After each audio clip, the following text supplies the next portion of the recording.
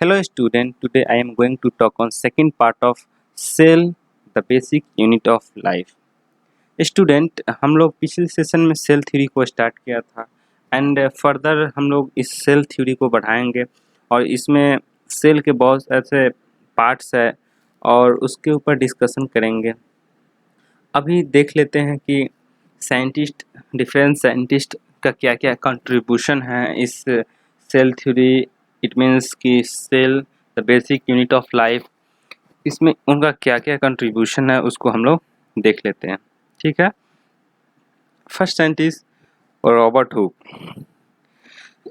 Discovered cell, यानी cell का starting जो डिस्कवरी थी रॉबर्ट हुक के द्वारा किया गया। ठीक है, and second Anton van Leeuwenhoek observe first living cell, यानी कि लिविंग सेल कहने का मतलब है जिसमें सारे प्रोसेस हो रहा था, उसमें एनर्जी बन रहे थे, उसमें वेस्ट मटेरियल एक्सक्रीट हो रहा था, उसमें फूड्स जा रहे थे। तो यानी कि जितना भी प्रोसेस थे लिविंग सेल में वो लाइव हो रहा था और सेल के ऑब्जर्व उन्होंने कर दिया।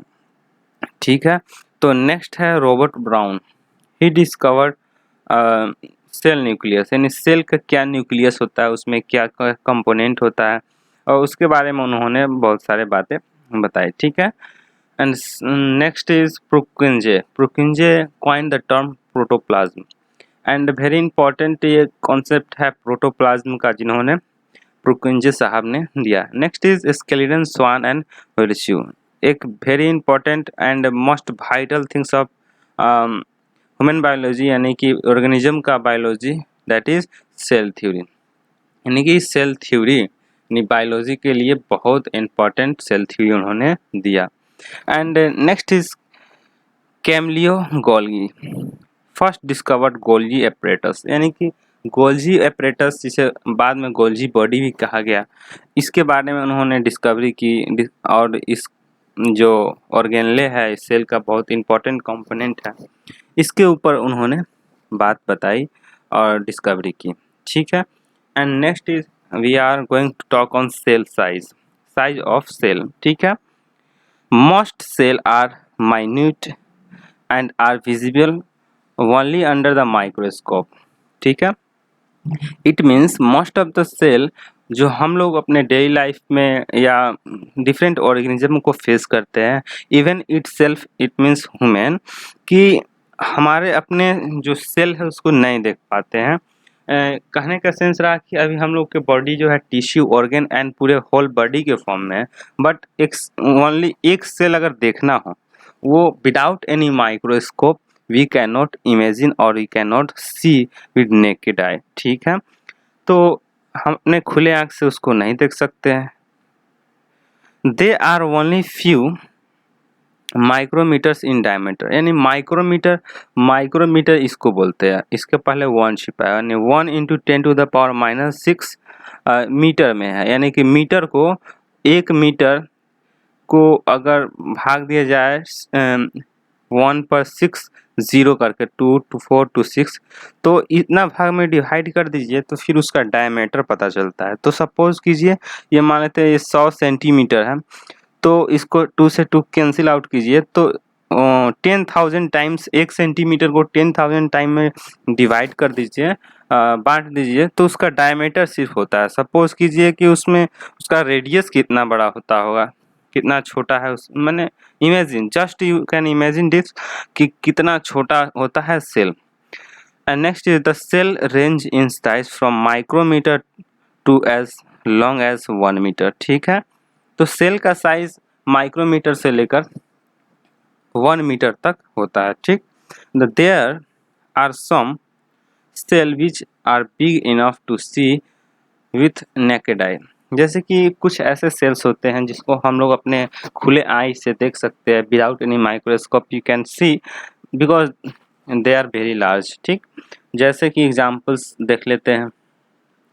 For example egg of ostrich about 15 centimetre long and 13 centimetre wide, यानी कि ऑस्ट्रिच का जो एग होता है बहुत ही बड़ा होता है, जिसके लंबाई होता है 15 सेंटीमीटर यानी 15 सेंटीमीटर एंड चौड़ाई यानी वाइड चौड़ा जो होता है वो 13 सेंटीमीटर होता है। ठीक है, तो नेक्स्ट देखेंगे इन्फोबॉक्स। इन्फोबॉक्स मैंने बताया कि बहुत ही इम्पोर्टेंट रोल प्ले करेगा आपका अंडरस्टैंडिंग क्लियर करने के लिए। फ्यूचर में बहुत ऐसे क्वेश्चन राइज होते हैं जनरल नॉलेज जनरल साइंस की तरह, यानी कि अगर साइंस में स्पेशली बायोलॉजी है, ये बायोलॉजी जो है बहुत ही इम्पोर्टेंट जीके की तरह ये प्रॉफिट देगा। ठीक, इन्फोबॉक्स स्मॉलेस्ट सेल माइक्रोप्लाज्मा, ये कोई 1 मार्क्स क्वेश्चन में आ सकता है। And largest cell is ostrich egg and longest cell is neuron in human. Neurons means हमारा नर्वस सिस्टम जो होता है न्यूरॉन से बना हुआ रहता है, वो एक सेल को न्यूरॉन्स बोलते हैं।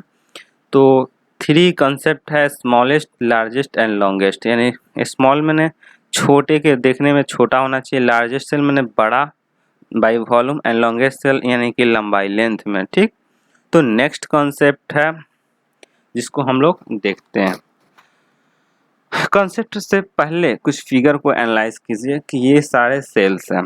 ठीक है, ये जो है माइक्रोस्कोपिक व्यू है, ये एक सेल है, ये बाउंड्री है सेल का, ये सेल है। ठीक है, और ये इसका न्यूक्लियस रहा, जैसे ही वैसे ही ये भी सेल है, ये भी सेल है, सबका अलग अलग न्यूक्लियस है जो आपको दिख रहा है। माइक्रोस्कोपिक व्यू है, माइक्रोस्कोप से देखा गया, उसी में फोटो खींच लिया गया। ठीक है, एंड ये नेकेड आई से हम लोग नहीं देख सकते, ये माइक्रोस्कोप से है। ठीक है, and just opposite right side you can सी ये एग है। ठीक है, ये सारे एग है, ऑस्ट्रिच का एग है, और ये कहाँ है, कलहारी डेजर्ट में है, अफ्रीका में। तो ये 15 centimetre long and 13 centimetre wide ये एग है। ऑब्वियस है कि ये इतना बड़ा होगा कि हम लोग देख सकते हैं, बट जस्ट अपोजिट हम लोग अगर लेफ्ट साइड में देखते हैं तो बहुत ही छोटा सेल है जिसको माइक्रोस्कोप से देखा गया है। एंड इन्फोबॉक्स फिर देख लेते हैं। Infobox what is concept in this, naked eye means unaided vision without the telescope, microscope and other optical device। यानी कि naked eye means इसमें कोई तरह से चश्मे का इस्तेमाल नहीं होगा, ना ही इसमें टेलीस्कोप इस्तेमाल होगा, ना ही माइक्रोस्कोप एंड अदर कोई ऑप्टिकल डिवाइस हो इस्तेमाल होगा। यानी कि जैसे कि हम लोग बिना आँख में प्रॉब्लम की कोई चीज़ देख लेते हैं, वैसे ही अगर कोई चीज़, कोई बॉडी, कोई ऐसा सेल है, हम लोग कुछ भी देखते हैं उसको नेकेड आई बोलते हैं, यानी कि बिना किसी कवर के, बिना किसी बैरियर के। ठीक है, तो हम लोग अब देखते हैं, यानी किसी भी माध्यम का ज़रूरत नहीं पड़े। And very important concept cell, shape of the cell, यानी कि व्हाट इज द शेप, वो कैसा शेप गेन करेगा। It is one of the very important concept and topic itself. The shape of the cell varies according to their function. ठीक है, कहने का मतलब हुआ कि जैसे जैसे हमारे शरीर में उसका फंक्शन होता है उसी के अकॉर्डिंग उसका शेप होता है। शेप कहने का मतलब rectangular, triangle, ribbon like, spiral, ऐसे टाइप का शेप कुछ गेन करेगा, प्लेट लाइक। तो जैसे अपने बॉडी में एक्सरसाइज करते हैं तो उसके बेसिस पर हमारे शरीर का बनावट होता है। ठीक है, वैसे ही शरीर में अगर सेल की बात हो, उसके शेप की बात हो, अगर सेल के शेप के, तो बेसिस ऑन देयर फंक्शन उसका शेप होता है। एंड नेक्स्ट हम लोग देखते हैं दे में बी डिस्क लाइक। पहला है disc like, polygonal, columnar, cuboid, thread like. ये सब मैथमेटिकल कुछ पॉलीगन कॉलमनर आ गया है। ये देखिए पॉलीगन ऐसे टाइप हो गया, ऐसे टाइप का पॉलीगन आएगा। कॉलमनर मतलब ऐसे होगा, यहाँ इसमें न्यूक्लियस होगा। क्यूबॉइड मीन्स कुछ ऐसा होगा, इसमें न्यूक्लियस होगा। थ्रेड लाइक यानी कि ये ऐसे हो सकता है। डिस्क लाइक मीन्स ऐसे हो सकता है। ठीक है, ऐसे ये 5 हम लोग इसका शेप देखा तो many shape can be occur in this cell. Nerve cells have an elongated structure and this helps them in conducting impulse quickly. देखिए नर्व सेल जो है, nerve cells have elongated structure. Nerve cell होता है कि बहुत ही लंबा cell होता है, one of the longest cell in our body and even पूरे ऑर्गेनिज्म में सबसे लंबा नर्व सेल होता है. और इसका मेन काम क्या होता है, जैसे हमारे बॉडी टच करते हैं किसी चीज़ को या किसी भी इंफॉर्मेशन को क्विकली हमारे ब्रेन तक ले आता है. हमारे जहाँ इम्पोर्टेंट डिटेक्टर रहता है वहाँ तक इस इम्पल्स को ले जाता है, इम्पल्स को क्विकली कंडक्ट कराता है. तो नर्व सेल का इम्पोर्टेंस समझ में आ गया कि अगर कोई भी इंफॉर्मेशन हो तो इस नर्व सेल के द्वारा जाता हो, या देखते हैं वो इमेज जाता हो, या हम लोग किसी चीज़ को हॉट या कोल्ड फील करते हैं, या हम लोग को किसी प्रकार का दर्द होता है, ये नर्व सेल के थ्रू ही जाता है पूरे हमारे इंफॉर्मेशन. ठीक है. And next is similarly there are cells that have flexible shape. यानी कुछ ऐसे सेल है जो लचीला होता है, फ्लेक्सिबल होता है. For example amoeba, amoeba one of the best example. And some blood cell, कुछ ब्लड सेल है और अमीबा है. तो इसका जो फ्लेक्सिबिलिटी शेप होता है यानी कि वो फ्लेक्सिबल होता है. ब्लड सेल भी डिफरेंट टाइप्स के होते हैं, उसको आगे देखेंगे. तो यहाँ बेसिकली समझाना था. Similarly there are cells that have flexible shape, यानी कि फ्लेक्सिबल यानी लचीलापन. ऐसे जैसे कि कोई रॉड हो, स्ट्रेट है, इसको हम लचा दिए तो ऐसे हो गया, फिर अपने शेप को फिर गेन कर लेता है और स्ट्रेट हो जाता है. तो कुछ ऐसे सेल भी होते हैं जिसका शेप ज़रूरत के हिसाब से चेंज होते रहता है, वेरी करते रहता है. तो ये ब्लड सेल हो गया, अमीबा हो गया.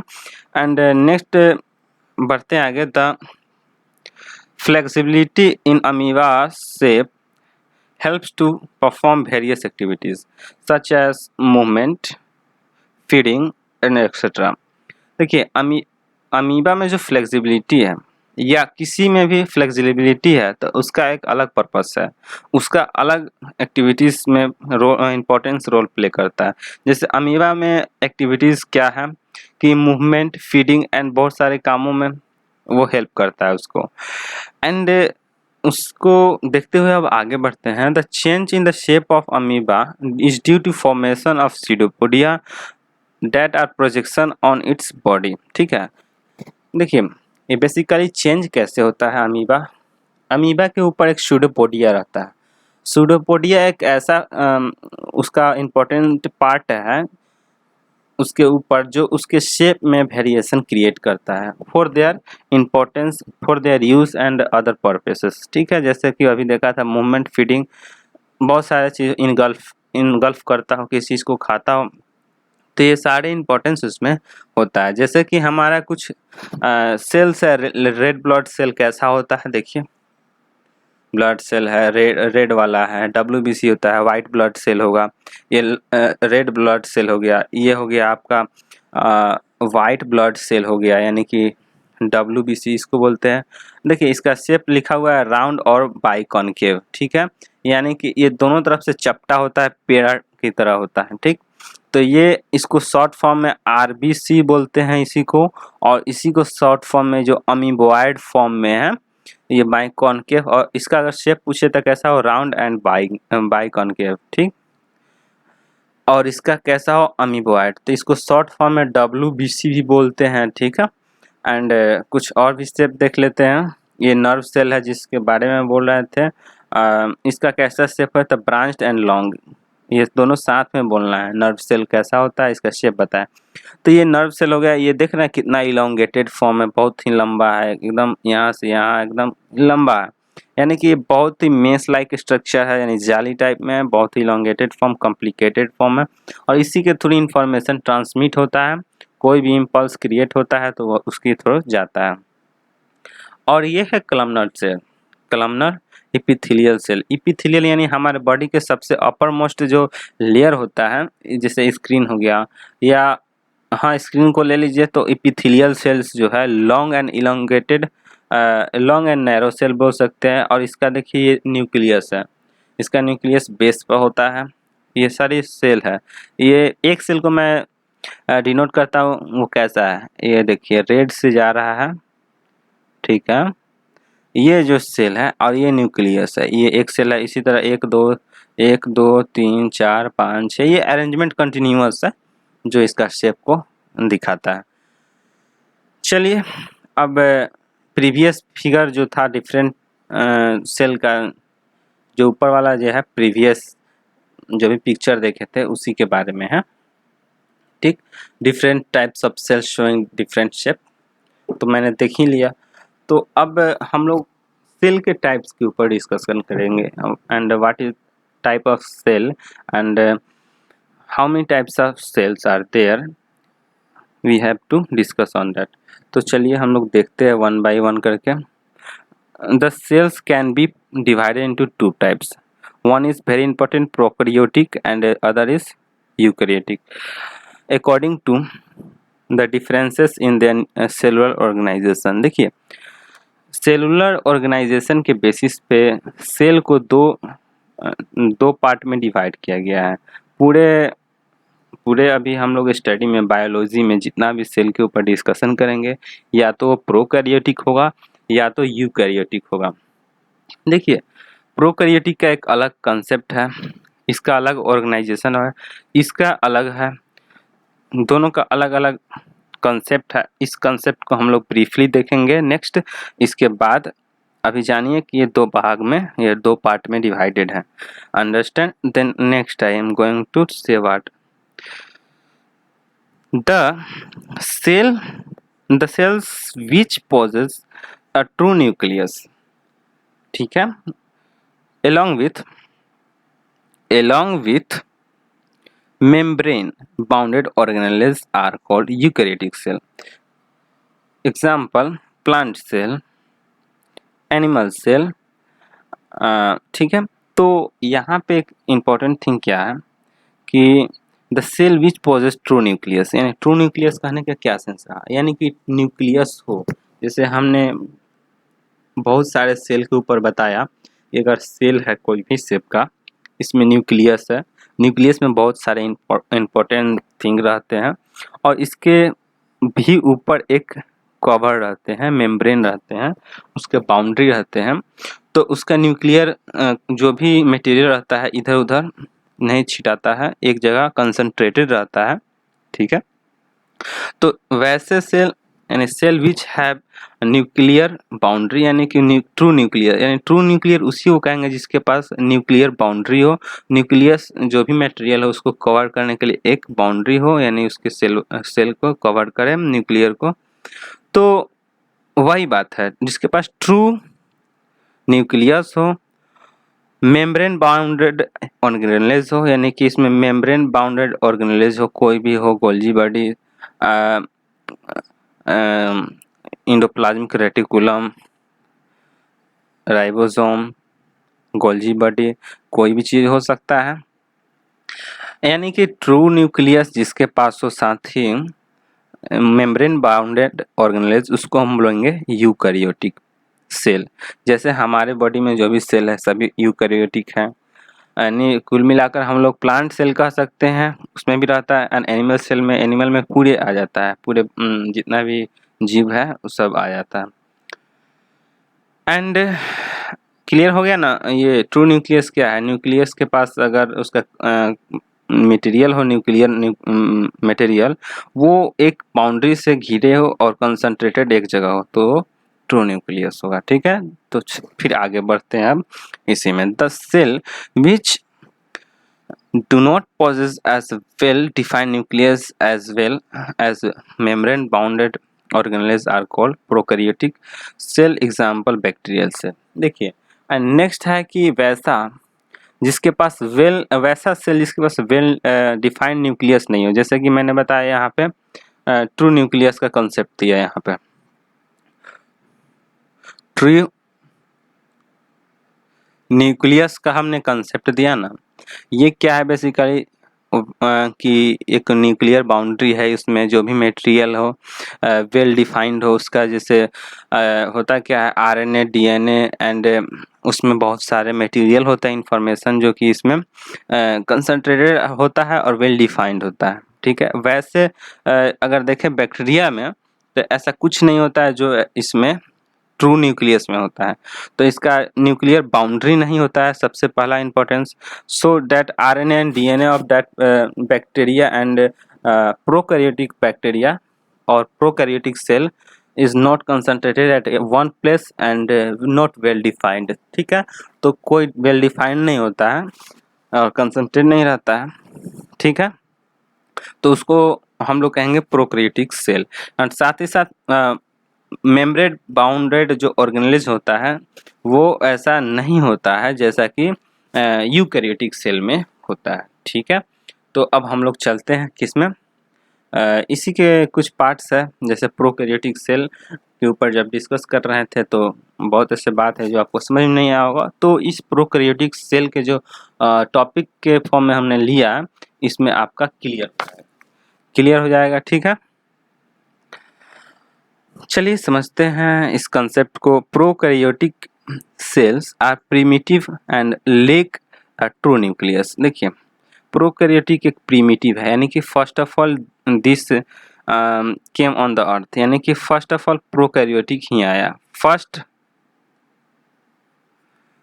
फॉर्म या कह लीजिए ओल्डर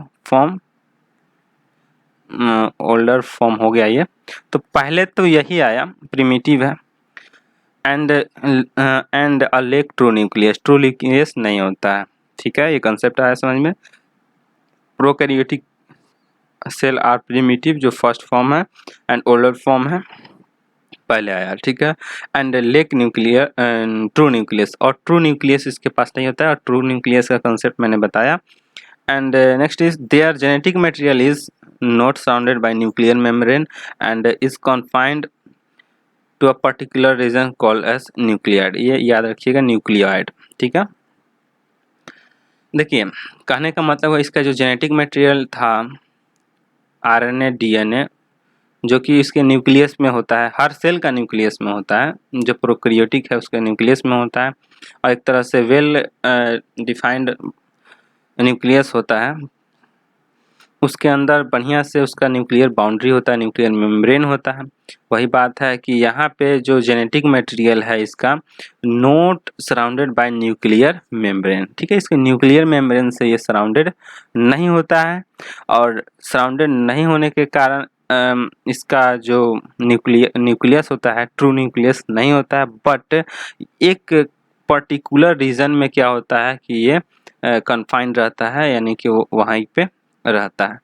तो ओवरऑल आपको समझ में आ गया कि जो कन्फाइंड पर्टिकुलर रीजन रहता है वो प्रोकैरियोटिक के लिए क्या होता है, और न्यूक्लियस नहीं कहलाता है, वो क्या कहलाता है, न्यूक्लियोइड। ठीक है, तो न्यूक्लियोइड के बारे में आपको समझ में आ गया होगा, और प्रोकैरियोटिक और यूकैरियोटिक के बीच बेसिक डिफरेंसेस जो था उसके बारे में मैंने समझा दिया। एंड आज के लिए इतना ही काफ़ी। एंड कोई दिक्कत हो तो कमेंट में लिखा कीजिए, समझ में आया तो लाइक कीजिए। एंड आपको एक बात बताना चाहता हूँ, जैसे कि मैं आपके लिए पूरे तत्पर हूँ, कोई दिक्कत हो तो समझ में आया, नहीं आया तो मैं बताऊँगा, समझ में आ रहा है तो बेटर है। तो एक आप लोग से रिक्वेस्ट है कि आप जो वीडियो मैं अपलोड करता हूँ उसको अगर आप कैपेबल है, इंटरनेट इनफ है, तो आप पूरे वीडियोज़ को ऑनलाइन फुली देखें, जितना मिनट्स का है टिल स्टार्टिंग टू एंड तक। तो इससे थोड़ा सपोर्ट मुझे मिलेगा, तो जैसे आप लोग के लिए मैं वीडियोस बनाता हूँ तो हमको और बनाने में अच्छा लगेगा और मेहनत सार्थक होगा। सो थोड़ा सा प्रयास कीजिए आप लोग देखने के लिए ऑनलाइन ही, और वॉच आवर थोड़ा सा मायने रखता है, जितना देर वॉच कीजिएगा ऑनलाइन देखिएगा थोड़ा सपोर्ट मिलेगा। कोई प्रॉब्लम हो तो मैं हूँ आपके लिए 24/7 are. So thank you for watching. I will meet you in next video. Thank you.